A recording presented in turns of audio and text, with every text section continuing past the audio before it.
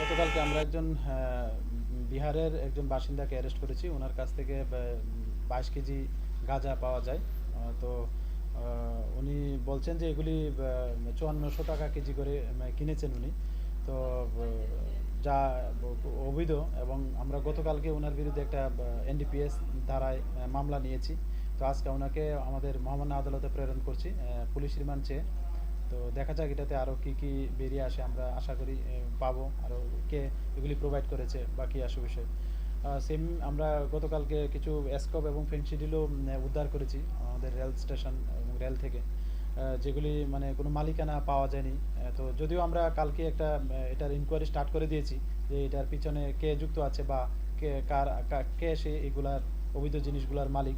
তো এগুলো আমরা দেখছি খতিয়ে, এবং আমরা ওইটার উপর নির্ভর করে পরবর্তী আমরা লিগ্যাল অ্যাকশনে যাব।